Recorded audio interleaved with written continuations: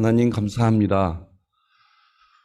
오늘 이 시간 우리의 심령이 주님께 찬양하며 예배하는데 그 가사 하나하나가 우리 심령을 이끕니다. 우리의 신앙 고백이 되게 하시고 우리가 평생에 드릴 찬양이 되게 하여 주시옵소서. 오늘도 주의 말씀 우리가 함께 읽었습니다. 분요한 세상 중에 맞는 이 시간이지만 하나님 말씀에 귀 기울이게 하시고 특별히 베드로에게 나타나서 내가 나를 사랑하느냐 물었던 그 주님의 심정이 우리 심령 가운데 전해지게 하시고 그 은혜로 더 주님을 사랑하며 더 신앙 고백할 수 있는 우리로 인도하여 주시옵소서. 함께 하심을 믿고 감사드리며 예수님의 이름으로 기도합니다. 아멘.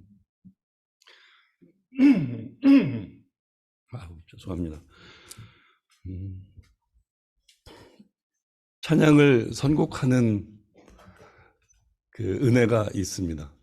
그러니까 오늘 말씀과 또 그것을 미리 준비하시는 그런 성령님의 인도하심을 느낍니다. 오늘 제가 지금 우리의 진심을 물으신다면 이란 제목의 설교를 지금 시작하는데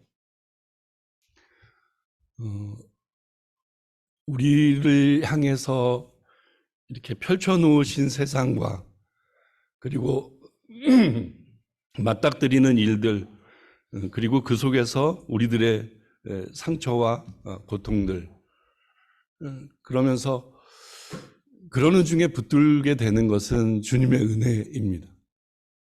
은혜가 나를 이끄시고 그로 인해 또 그 일들을 건너가게 되죠. 아마 베드로의 심정이 그랬을 겁니다. 요즘 우리들이 살고 있는 모양처럼 세상 안에 기쁨도 없고 좋은 소식도 없는 세상. 그 가운데 우리는 주님이라는 분을 붙들고 이제 남아있는 것은 남아있는 소망은 이제 주님이야 이렇게 고백하면서 걸어가는데 그렇게 마음먹은 우리들조차도 자꾸 부딪히는 문제들이 많이 있습니다. 하나님이 진짜 살아계신지 아니면 하나님 앞에 서 있는 내 모습이 진심인지 진짜 하나님을 사랑하는지 그런 것들을 매번 이렇게 부딪힌 마음속에 힘들어하는 우리들을 보게 됩니다. 아까 베드로의 심정이 그랬을 거다라는 표현을 드렸는데 오늘은 그 베드로 얘기를 좀 나눴으면 좋겠어요. 우리가 너무도 잘 알고 있는 말씀입니다. 그렇게 장담했던 베드로가 예수님 돌아가시기 전에 부인을 했죠. 세상에 그렇게 장담을 했는데 그 바로 예수님 코앞에서 예수님을 부인한 난 저를 모른다고 고개를 사레질 치며 모른다고 했던 그 장면 그것을 생각해 보면서 그리고 그 이후에 예수님은 묵묵히 십자가 고통을 당하시고 그 당시 시각으로는 아니 무슨 메시아가 저렇게 당해 세상에 가장 잔인한 형벌로 그렇게 죽는 꼴이 어딨어 이렇게 하면서 그 시간을 보냈을 거예요. 근데 베드로에게도 그 모습은 다 보여졌을 테고 또 그 죄책감 때문에 뒤로 숨을 수밖에 없었을 테고 그리고 그 절망감 때문에 다 체념하고 살 수밖에 없는 그런 시기를 보냈을 겁니다. 근데 예수님께서 부활하셨다고 소문이 들리고 친히 나타나 주시고 그리고 이 지금 오늘 디베라 바다에서 마지막 제자들과 시간을 보내시는 장면. 승천하시기 전에 분명히 굉장히 큰 의미를 갖고 이 자리를 가졌을 거란 생각이 듭니다. 특히 베드로에게는 그것이 필요했을 것입니다. 그 베드로의 심정을 우리는 차마 다 이해할 수 없지만 그래도 우리의 삶 가운데 우리가 느끼는 여러 가지 일들로 베드로가 그런 심정이었을 거야. 내가 지금 품은 마음이 혹시 그런 마음 아닐까 이렇게 생각할 수 있을 정도는 될 것 같습니다.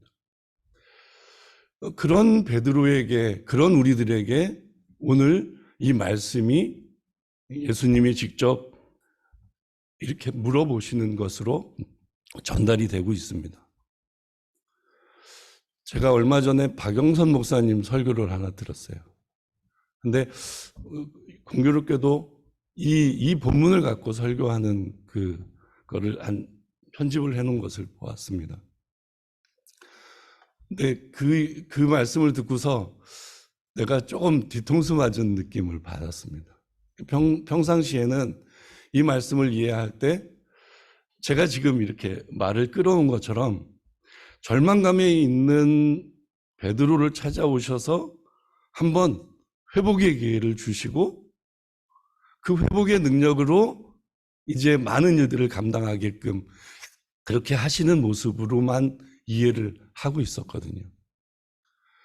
근데 그분의 설교 속에서는 그거 회복시키려고 그 마지막 중요한 시간에 나타나셨을까라는 질문을 합니다. 그리고 그 사랑이라는 단어를 진심이라는 단어로 바꿔서 한번 묵상해 보라고 합니다. 한번 생각해 보세요. 이제 예수님이 베드로에게 나타나서 너 그때 장담할 때 그게 진심이었니? 이렇게 묻는 걸로 첫 번째 질문은 그거고 두 번째 질문은 너 그때 그랬는데 혹시 지금은 진심이냐? 이렇게 묻는 거. 마지막 질문은 이제 나도 부활했고 여러 가지 내게 가르친 것들이 여러 가지 있을 텐데 그 일을 행할 수 있는 그런 지경에 너는 앞으로도 끝까지 그 진심을 가지고 있을 수 있니? 이렇게 묻는 것으로 바꿔서 이렇게 말씀을 해주셨어요. 되게 와닿았습니다. 그러니까 우리들이 가지고 있는 진심이라는 것들을 한번 이렇게 꺼내놓고 생각해 봤으면 좋겠어요. 곧잘 나 진심이야, 이거 진심이야 이런 표현 많이 하잖아요. 그리고 뭐 아내와 남편끼리, 사랑하는 사람들끼리, 자녀와 부모끼리 이렇게 그 마음을 표현할 때 이건 진심이야 이런 표현 하잖아요. 그 진심이라는 것이 과연 무엇일까요? 진심. 베드로가 주인공이니까 베드로 쪽 얘기를 좀 해보죠. 그는 정말 진심이었을 겁니다. 그러니까 예수님이 세상 사람들이 이러고 저러고 나를 그러는데 너희들은 나를 누구라 하느냐 물었을 때 주는 그리스도시요 살아계신 하나님의 아들입니다 이렇게 고백을 했죠. 그리고 그것을 알게 하신 일은 내 혈육이 아니고 하나님이시다 이것도 알려주시고 그리고 내가 이제 이렇게 해서 십자가를 질 것이다 이런 말씀을 하십니다. 그리고 베드로는 그것을 세상에 그런 일은 있을 수 없습니다. 내가 끝까지 당신을 보호하겠습니다. 그렇게 장담하죠. 그랬더니 예수님은 칭찬하지 않으시고 사단아 내 뒤로 물러가라 이렇게 하십니다. 그러니까 그 상황에 베드로의 진심은 결국은 사단 노릇이었던 거예요. 그러니까 우리가 지금 하나님 앞에 있는 내가 하나님을 향해서 이 마음 진심입니다 이렇게 고백하는 것 또한 어찌 보면 다른 의도와 다른 목적이 있는 그런 모습은 아닌가 이렇게 한번 생각해 볼 필요가 있어요. 내 진심은 정말 진심일까요? 끝까지 이 베드로에게 묻는 것처럼 너 옛날에 너 진심이었냐? 지금도 진심이냐? 너 끝까지 그 진심 지킬 수 있느냐? 이렇게 물으신다면 우리는 그 대답을 잘 못할 것 같습니다.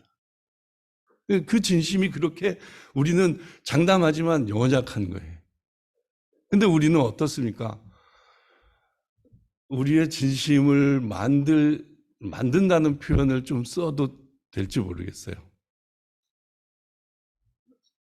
내가 평상시에 바라고 있는 것들이 있어요.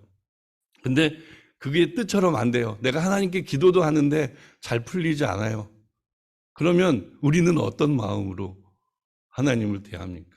우선은 아마 그럴 거예요. 내가 좀 부족했지 요즘? 내가 하나님을 좀 서운하게 해드렸을 수 있어. 이런 마음이 우선 들었을 거예요. 그러면 나는 어떻게 하겠어요? 그런 마음보다는 더 뭔가 해야죠. 내가 하나님께 바치는 걸 좀 부족했나? 아니면 시간 봉사를 좀 덜 했나? 그러면 그런 것들로 내 진심을 채웁니다. 그리고 내 스스로 생각하죠. 며칠 전까지만 해도 내 이랬는데 지금은 내가 이런 모습이잖아. 난 진심이야. 난 진심이야. 난 진심이니까 주님 이 마음 좀 알아주세요. 이럴 거예요. 분명 우리들이 그러고 있습니다. 그러니까 그것이 진심이라면 우리는 정말 너무 이상한 진심을 갖고 있는 거죠. 본문으로 돌아가죠.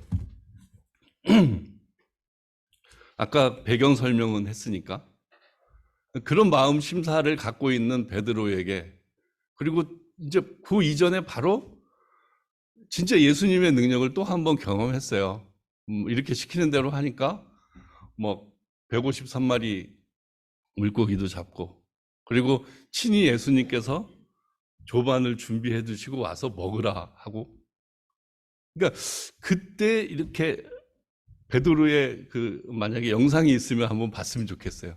이게 눈치도 보고 막 가슴도 쓸어내리고 막 기쁘긴 하지만 그것도 내색도 못하고, 내가 어떻게 그렇게 장담했던 놈이 그렇게 실수해 놓고 그분한테 내가 어떻게 뻔뻔하게 나타날 수 있어?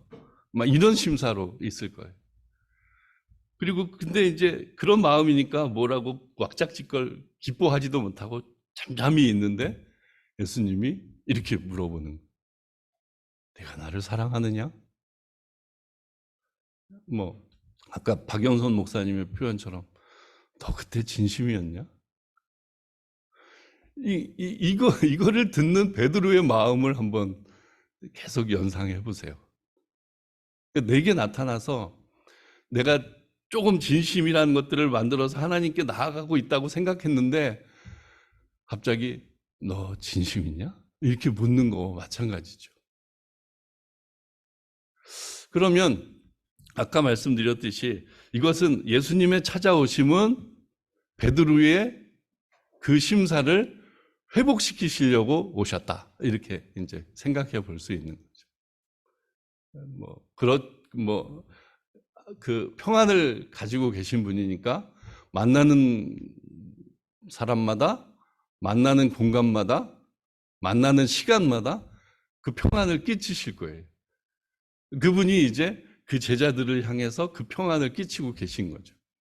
근데 그 평안만이 목적은 아니셨던 것을 우리는 계속 쫓아가야 합니다. 평안에 머무르면 안 되죠. 그러니까 예수님이 베드로에게 진짜 원하시는 것이 무엇인가, 이것을 우리는 끝까지 좀 찾아봐야 됩니다. 그리고 요한의 아들 시몬아, 내가 이 사람들보다도 나를 더 사랑하느냐, 이렇게 또 물으신. 여기 이제 거기 있는 사람들에 그 비교해서 진짜 너 진심이냐 이렇게 묻는 거나 마찬가지죠. 왜냐하면 베드로가 그 당시에 그랬거든요. 실수할 때 그 당시에 그랬거든요. 누구보다도 나는 당신을 사랑한다. 난 끝까지 다른 사람 다 버려도 나는 끝까지 당신을 버리지 않겠다고. 그렇게 마음 먹었더니 그걸 그렇게 물어보시는 거죠. 너 그때 그랬지? 진심이었냐? 이렇게 묻는 거죠.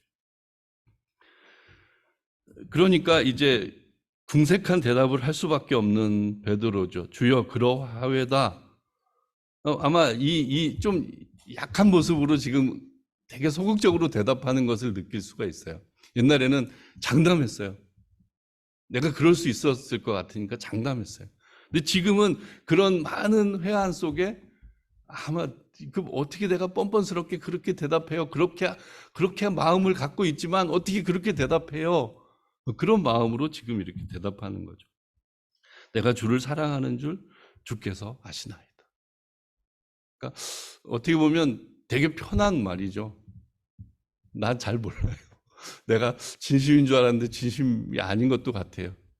근데 그거 주님이 아시잖아요. 이렇게 말하는 게 사실은 편할 수도 있어요. 이 베드로의 입장에서는. 그리고 그때 내 양을 먹이라 이렇게 얘기하죠. 그것이 이제 3번을 반복한다고 그러고 그 3번 동안 느끼는 베드로의 심령은 정말 이제 완전히 그 가루가 된 듯한 느낌이었을 것 같다는 생각이 들어요. 왜 자꾸 물으시지? 왜 자꾸 이 상황을 이끌고 가시는 거야? 그런 시간들이 지나가고 18절에 이렇게 얘기합니다. 아마 이것 때문에 예수님이 베드로에게 이것을 물으신 거로 보면 좋을 것 같습니다.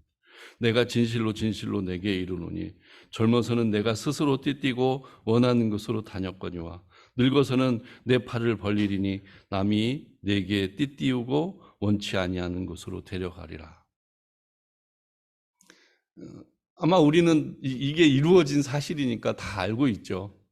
열심히 복음 전하다가 이제 붙잡혀서 네가 네 마음대로 띠띠우고 네가 마음대로 다니면서 뭔 일을 행했지만 너는 끝에는 남들에게 붙잡혀서 포박당하고 2팔 벌려서 죽을 것이다 라고 얘기하는 거죠. 그러니까 네가 진심이냐 이렇게 묻는 거의 결말에 이 십자가 형벌, 지금 우리가 알고 있는 바로는 베드로는 십자가에서 죽었어요. 근데 어찌 내가 예수님처럼 똑같이 죽을 수 있습니까? 그래서 거꾸로 십자가에 매달렸다고. 그러니까 이런 사실을 알고 있는데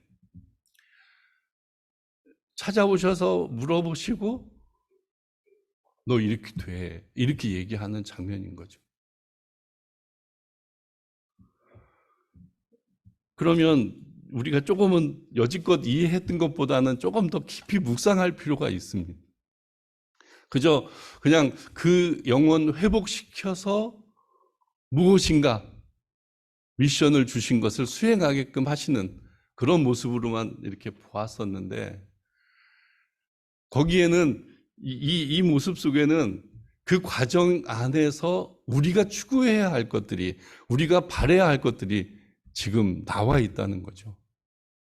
그 진심의 종국에는 그 진심의 결과가 진심의 열매가 무엇일까? 그것에 대해서 우리는 계속 묵상하고 쫓아가야 된다는 거. 십자가라는 것이 우리에게는 형벌이죠. 아마 지금 이 당시에 이제 십자가 사건이 막 일어나고 그 십자가가 부활이라는 것이 몇몇 사람들한테만 믿음으로 통용됐을 때예요. 지금은 이제 우리는 이 사실들을 다 알고 부활을 확실히 믿고 우리는 부활 신앙을 갖고 살아가는 사람이잖아요. 근데 베드로는 그 모든 것들을 전수받았을지라도 그것의 확신은 우리보다는 덜했을 거예요. 근데 십자가를 끝에 두고 계신 것을 이렇게 얘기 듣는 베드로. 그러면 야, 너 전심을 이렇게 물어보시더니 결국은 나 죽으라는 소리네? 그러면 우리의 인간의 사고방식으로는 그럼 우리의 신앙의 결정은 순교밖에 없는 것인가? 이렇게 생각할 수밖에 없을 거예요. 근데 우리가 다 순교할 수는 없잖아요. 그러니까 그 진심의 의미를 순교로도 결과물을 나타낼 수도 있겠죠. 그러나 우리들에게 주어지면 우리의 믿음들은 다 그것을 거뜬히 해낼 수 있을 것입니다. 근데 그러면 꼭 순교가 아니더라도 우리들에게 주어진 일들이 어떤 것인가를 우리는 우리의 삶 속에서 계속 찾아야 되고 발견해야 하고 그것에 정말 진심으로 그 일들을 감당해야 하는 것이 사실 우리의 목표인 거예요. 그 당시에는 십자가가 형벌이었지만, 죽음이었지만, 끝이었지만 예수님의 부활을 통해서 그 형벌을 통해서 일어난 구원의 역사, 회복의 역사, 회복의 역사. 그것이 예수님의 의도 속에 지금 이렇게 베드로에게 알려진 내용인 거였어요. 네가 십자가에 죽지만 너를 통해서 구원받을 사람들, 회복될 사람들까지 이렇게 보여주시는 거죠.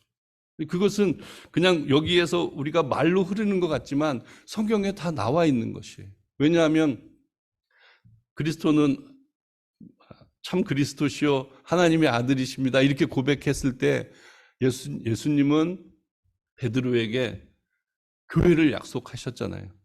네 반석 위에 교회가 세워진다. 네가 하늘에서 매면 하늘에서 땅에서 매고, 그것은 성경을 통해서 확인하세요.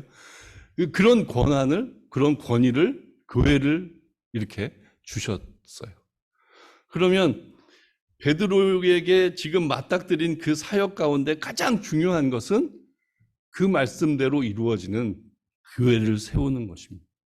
근데 교회를 세우는 것이 그저 내가 실수했는데 예수님이 찾아와서 나를 회복시켜서 내가 힘을 내어서 내가 진심으로 무엇을 했더니 교회가 세워졌다. 이런 거는 이제 말이 안 된다는 거죠.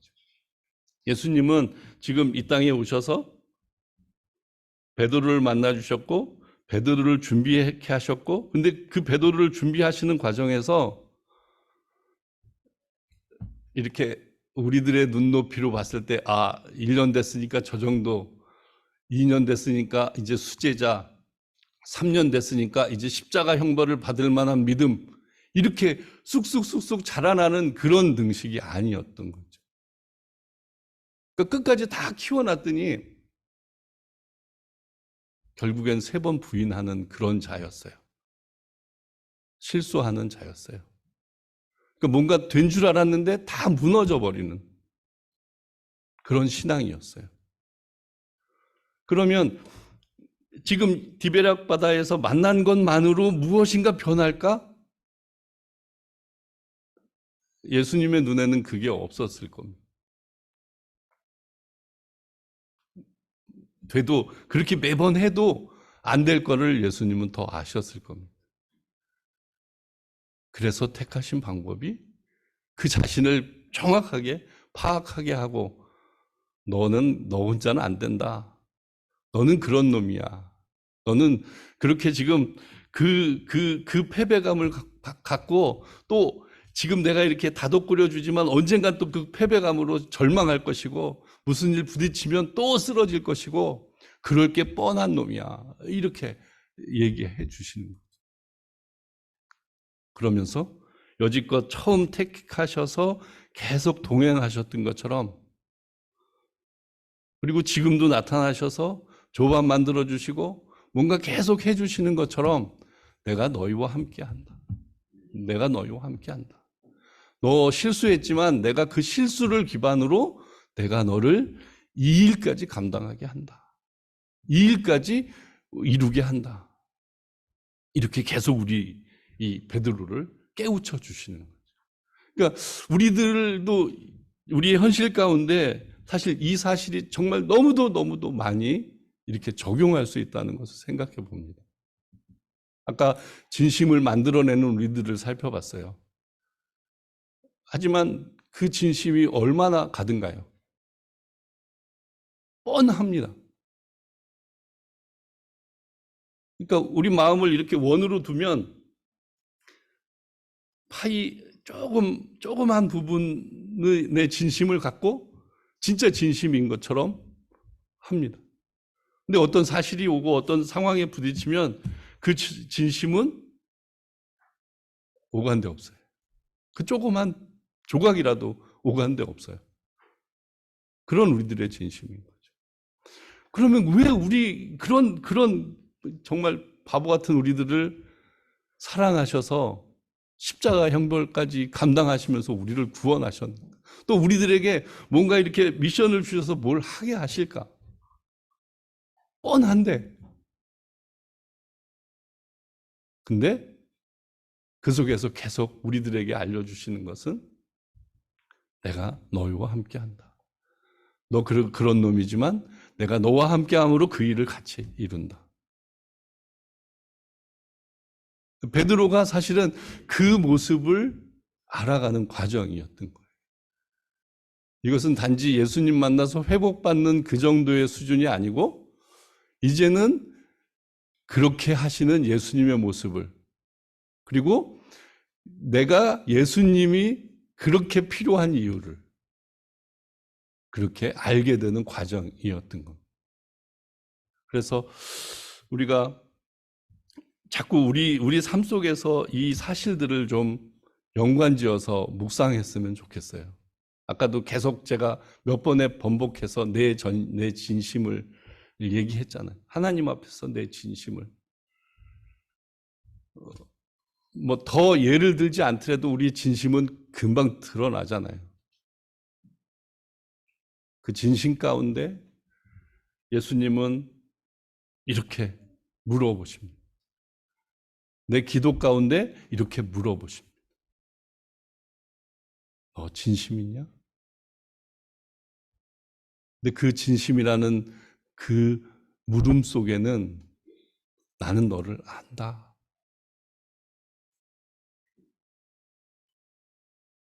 베드로처럼 배반할 줄 안다.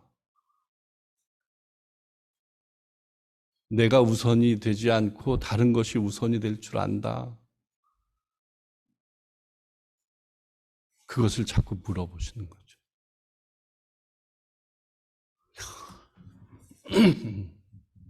그러면 우리는 어떤 모습의 신앙을 계속 가지고 살아야 할까요? 이게 실제적인 문제로 우리는 좀 생각해 보았으면 좋겠어요. 내가 예수님의 구원을 받아서 나 같은 자가 그냥 뭐 일개 가정주부가, 일개 회사원이 하나님 나라를 위해서 뭘 감당할 수 있어? 이렇게 생각할 수 있잖아요. 근데 하나님은 우리 한 사람 한 사람을 다 사랑하셔서 다 쓰임새 있게, 뭐 사도 바울은 그 얘기를 했잖아요. 질그릇에 보화를 담는다고. 그러니까 질그릇 같은 나에게 보화를 담아서 그걸로 인해서 하나님 나라를 확장하고 하나님 나라를 이뤄간다고 하시잖아요. 그러면 허투루 빠질 게 하나도 없어요. 우리 한 사람 한 사람은 다 그런 존재로 이렇게 선택받았고 그 일들로 지금 이끄심을 받고 있는 자들인 거예요. 그러면 내 종국에는, 여기 베드로는 무시무시한 얘기로 너 두 팔 벌릴 거야, 이런 모습으로 결론 지어졌지만 우리에게 원하시는 것은 무엇일까요? 그 진심은 시대적으로 변하지 않고 하나님의 계획은 시대적으로 변하지 않습니다.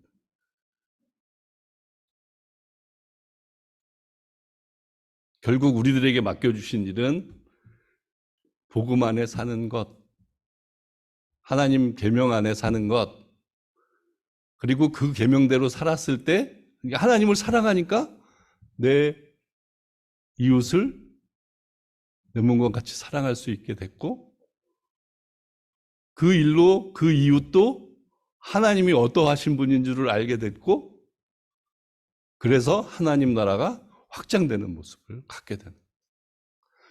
이거는 십자가에 못 박혀 죽는 것보다도 더 중요한 일일 수 있습니다. 그거는 사명받은 자가 할 수 있는 일일 테니까요. 그런 모습으로 우리가 자꾸 우리의 삶을 묵상해야 할 줄 믿습니다. 그래서 내게 주신 소명이 무엇인가? 그리고 내가 지금 위치한 곳에서, 내가 있는 곳에서 내가 왜 이곳으로 보냄을 받았는지, 그리고 이 보냄받은 곳에서 내가 어떻게 살아야 할지, 그래서 진심으로 살아야지 이렇게 표현할 수는 없잖아요. 그냥 말씀대로 하나님이 원하시는 대로, 하나님이 기뻐하시는 대로 살아가는 거예요. 그러면 그것을 묵묵히 살아낼 때 그 주변이 변하고 그 주변이 하나님 백성이 되는 그런 은혜가 넘쳐날 거예요.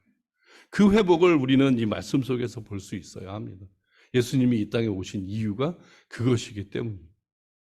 그래서 오늘 지금 우리의 진심을 물으신다면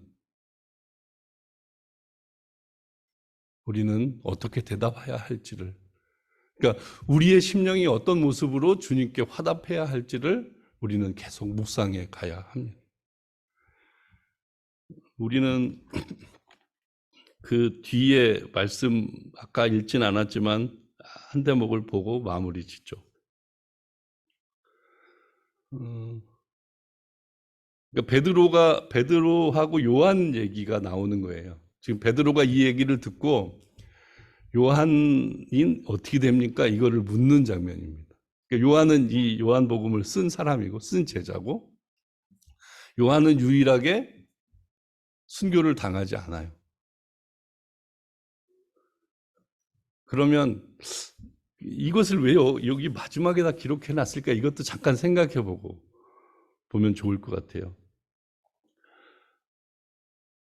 21절에 보면 이에 베드로가 그를 보고 예수께 여짜오되 주여 이 사람은 어떻게 되겠삼나이까? 이 사람은 요한입니다. 예수께서 가라사대 내가 올 때까지 그를 머물게 하고자 할지라도 내게 무슨 상관이냐? 너는 나를 따르라 하시더라. 이 말씀이 형제들에게 나가서 그 제자는 죽지 아니하겠다 하였으나 예수의 말씀은 그가 죽지 않겠다 하신 것이 아니라 내가 올 때까지 그를 머물게 하고자 할지라도 내게 무슨 상관이냐 하신 것이더라 라고 이런 게 나옵니다. 이것을 조금 생각해 봤으면 좋겠어요. 우리들의 신앙 속에서도 이런 모습이 사실 나타납니다. 우리들의 신앙의 경주라는 측면도 곁들여 볼 수 있을 거고요. 우리 성도님들 옆에 이렇게 보면 나보다는 더 진심인 것 같고 나보다는 더 신앙의 연수와 기도의 시간과 이런 것들이 비교되는 사람이 있을 수 있잖아요.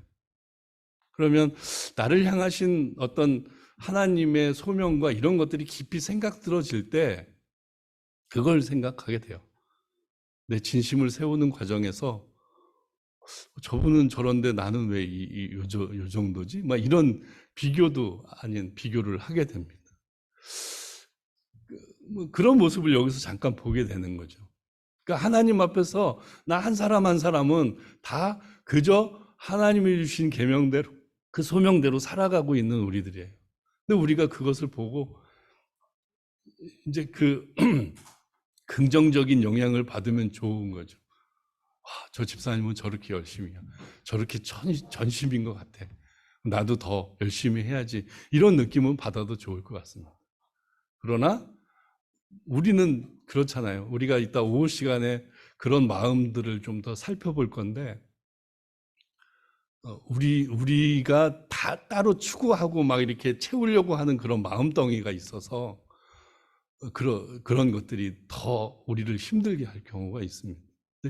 그런 것들을 우리는 조금 더 말씀 속에서 이렇게 길잡이로 찾아 나가야 될 거예요. 그래서 조금은 우리의 소명을 이렇게 우리의 삶 가운데 확장해 갈 때 예수님이 베드로에게 이렇게 1대1로 이것을 해주셨던 것처럼 우리들에게도 그렇게 1대1로 하고 계시다는 것을 생각하면서 그때 내가 묵상하는 대로 그것을 정리하고 그것을 각오하고 그것을 이뤄낼 때 더 빛나고 더 열매가 튼실하다는 것을 우리는 좀 계속 묵상해 가야 할 줄 믿습니다. 자, 말씀을 마치겠습니다. 지금 우리의 진심을 물으신다면 그것을 일주일 내내 묵상해 보시면서 정말 내가 대답해야 할 것, 그냥 장담이 아니고 내 존재를, 내 정체성을, 내 진 모습을 발견하는 그래서 주님 앞에 내가 어떻게 해야 할지를 더 심각하게 고민하는 저와 여러분들이 되시기를 주님의 이름으로 부탁드립니다. 기도합니다.